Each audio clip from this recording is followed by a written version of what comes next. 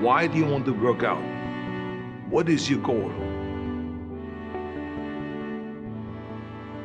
The most important thing is that you have a vision, that you have a goal.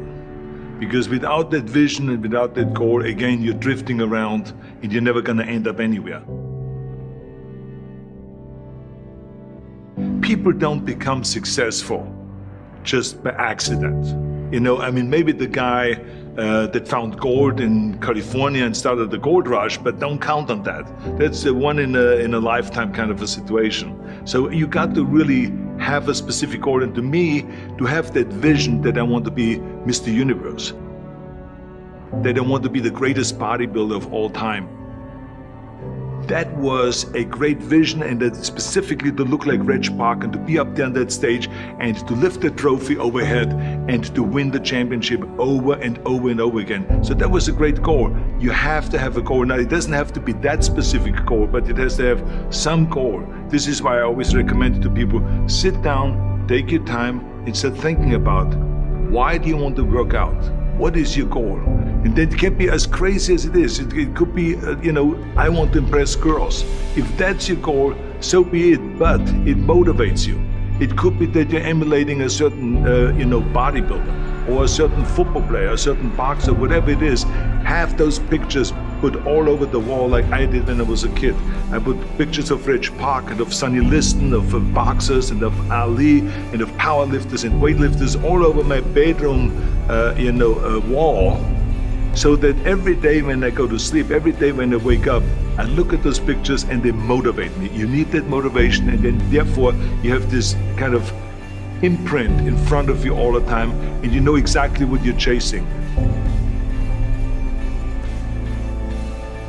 People always come up to me and says, why are you smiling? You're working out 5 hours a day. You're doing the same as the other guys, but the other guys have a sour face. They're pissed off that they have to do another rep or another set or something. I looked forward to another 1,000 reps of sit-ups. I looked forward to another 500 pounds of leg press or squat. I looked forward to doing more and more curls until my arms fall off. Why? Because I knew that every rep that I did and every set that I did and more weights that I lifted, I get one step closer to turning that vision into reality.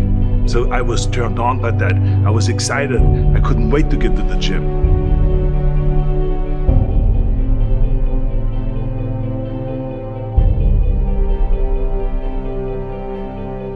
I remember that when I weighed 245 pounds, and Bob Raferson, the director of Stay Hungry, said to me that I'm interested in having you come in for a reading and work on your acting and all this, because I'm interested in having you in a movie to star with Jeff Bridges and with Sally Fields. I was delighted about that, and I was excited, and I started pumping up more and more. And then he said, but I don't want you to weigh more than 210 pounds. You want me to be in the movie, but I'm weighing 245, 246. I say, I just won the Olympia, I say, which was 1974, and I was really at my biggest. And but he demanded that, and he says, look, it's very simple. On the day we start shooting, he says, I'm gonna put you on a scale, and if you don't make the 210, you're out, because I have someone else in mind. And I worked on it. I started visualizing myself very clearly as a lean athlete, because that's the only way I could lose that weight and all of a sudden get interested in running more, because up until that point I ran like 3 miles after training or before training or whatever, but now all of a sudden it was 5 miles, 6 miles, 7 miles, 8 miles, and they even ran mini marathons in order to lose the weight, and I did everything with high reps, and I was watching my diet, what I eat and all those kind of things. And but the day before, I remember we were in Birmingham, Alabama. The day before I was at the YMCA with Bob Raferson. He was swimming and I was working out, and I was running. There was a track there and I was running. He says, let's step on the scale. And I stepped on the scale and I weighed 209. So it just shows to you what is possible if you visualize exactly what you want to look like. And there was no room for any kind of like, well, I can't get my act together or anything like this, because there's only a certain amount of time. But the key thing again is have the clear vision. Have the specific goal of what you want to accomplish, because then you never go to the gym and you say, the day I feel down a little bit. I don't know what it is all about. I don't know my life, I'm confused. No, I tell you that I was a perfect example of someone that was not confident at all. I mean, when I was a kid, I was just like any other kid. I had my hang-ups and problems and all this. But when I joined the weightlifting club and I won my first little trophy because I did the best clean jerk, and then we went to another meet and I won another little trophy, I started feeling like somebody.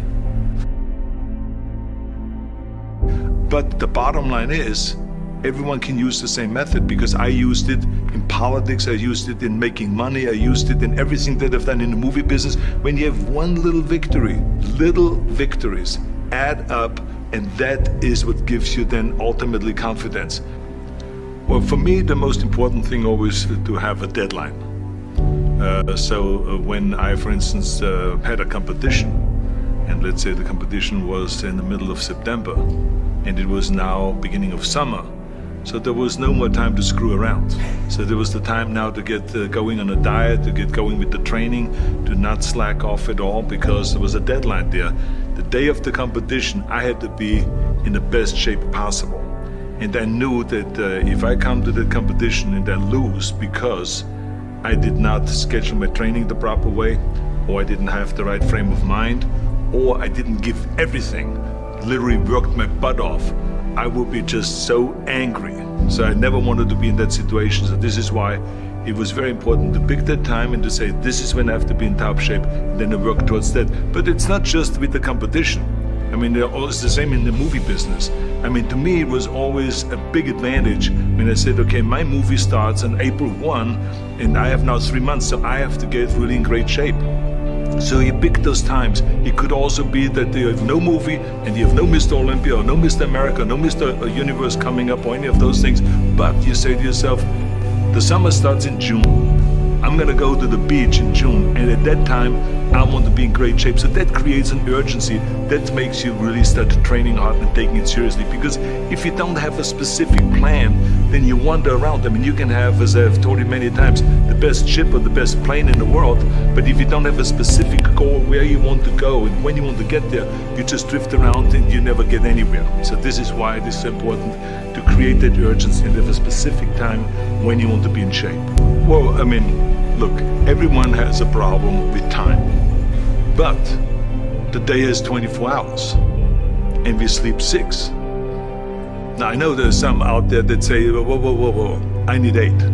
Well, I say just sleep a little faster, because the bottom line is we have 6 hours of sleep, 24 hours are available, so you have 18 hours now available to your work, your family, your hobbies, and also to learn something new or to do something new, which could easily be that you want to learn a new language, or that you want to read as a New Year's resolution, I have to read a book every week, or you say, I'm gonna go and reshape my body. So you're gonna go and take this hour out of your schedule and say, I'm gonna train an hour every day. So this is, for most people, a huge challenge, but it is totally doable, I can tell them, because the kind of things that I did when I came to this country, I mean, I went to school, I was working in construction, I was working out my 5 hours a day, I was taking acting classes from 8 o'clock at night to 12 midnight, I was doing all of those things. I wanted to make sure that out of the 24 hours of the day, that I don't waste one single hour. Those hours were too precious. And so there I just want to tell people, don't give me this thing, I have a difficult time with the time and I don't have time for this and I don't have that. You have time, you make the time.